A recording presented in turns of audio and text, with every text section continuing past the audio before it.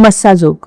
स्वर्गीय संतोष देशमुख यांच्या निर्घृण हत्येनंतर मस्साजोग गाव ठळकपणे महाराष्ट्राच्या नकाशावर आलं. त्यानंतर बीड जिल्ह्यात झालेल्या राजकीय घडामोडी, जिल्ह्याच्या गुन्हेगारीमुळे त्या जिल्ह्याची झालेली बदनामी, त्या संघर्षाला आलेली जातीय संघर्षाची विखारी किनार, सुरेश धस आणि मनोज जरांगे यांनी घेतलेली भूमिका, पवनचक्कीची कंपनी अवादा आणि या कंपनीच्या माध्यमातून जो आर्थिक व्यवहार झाला तो सर्वश्रुत आहे. 6 महिन्यात होणे अपेक्षित असलेली निवडणूक 1.5 वर्षांनी झाली. त्यात स्वरूपानंद देशमुख यांनी मयत संतोष देशमुख यांच्या पत्नी अश्विनी देशमुख यांचा 92 मतांनी पराभव केला. सहानुभूती अश्विनी देशमुख यांच्या बाजूने असतानाही व निवडणूक बिनविरोध करावी असा अट्टहास आणि प्रयत्न असतानाही स्वरूपानंद देशमुखांचा झालेला विजय नेमका काय संदेश देतो? पराभवाची कारणे काय असू शकतात? अवादा कंपनीचा 55 लाखाचा CSR फंड संतोष देशमुखांनी परस्पर स्वतःच्या खात्यावर वळविल्याचा विरोधकांचा आरोप शेवटच्या क्षणी गेम चेंजर ठरला का? वंजारी समाजाच्या मतदानाने काही फरक पडला का? हे सर्व जाणून घेण्यासाठी व्हिडिओ शेवटपर्यंत पहा. धक्काबुक्की चॅनलला लाईक आणि सबस्क्राईब करायला विसरू नका. स्वरूपानंद देशमुख यांचा संपर्क आणि गावातील जनाधार. स्वरूपानंद देशमुख हे पूर्वी त्या गावाचे सरपंच राहिले आहेत. मागील निवडणुकीत अवघ्या 9 मतांनी त्यांचा झालेला पराभव त्यांचाही गावात मोठा जनाधार असल्याचे दाखवितो.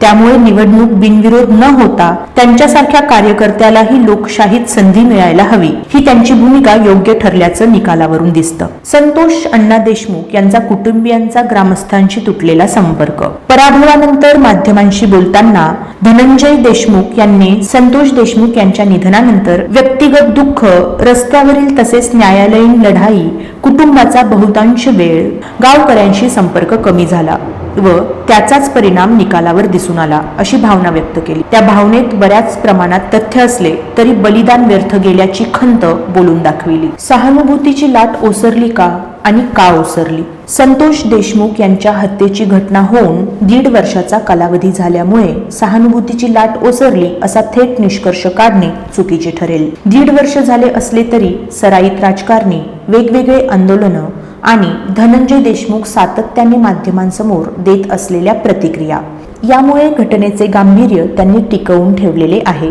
त्यामुळे व्यक्तिगत सहानुभूती ओसरली हा निष्कर्ष काढता येणार नाही. ग्रामपंचायत निवडणुकीत 92 मते हे पराभवाचं अंतर जास्त असल्याने स्वरूपानंद देशमुख यांना आलेले राजकीय समर्थन हे व्यापक असल्याचे दिसून येते.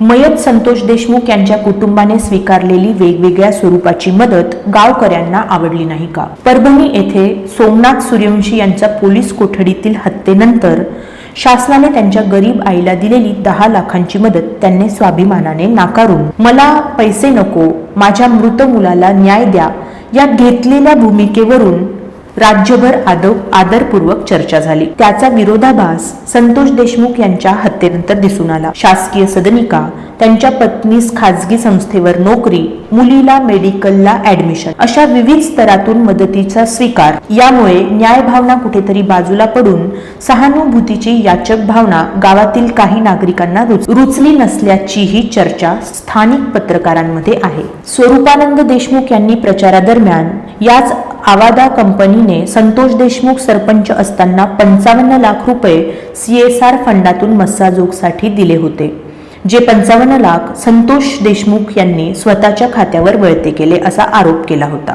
आणि हाच मुद्दा शेवटच्या टप्प्यात प्रचाराचा ठरला, ज्याच्यावर आरोप प्रत्यारोप दोन्ही बाजूने झाले. धनंजय देशमुखांनी हा आरोप स्पष्टपणे नाकारला. आता स्वरूपानंद देशमुख सरपंच झाल्यामुळे या आरोपातील तथ्य महाराष्ट्रासमोर आणण्याची जबाबदारी त्यांची आहे.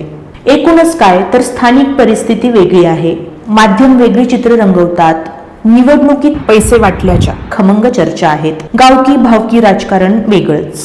या निवडणुकीच्या निकालाने 2च गोष्टी प्रामुख्याने समोर आल्या.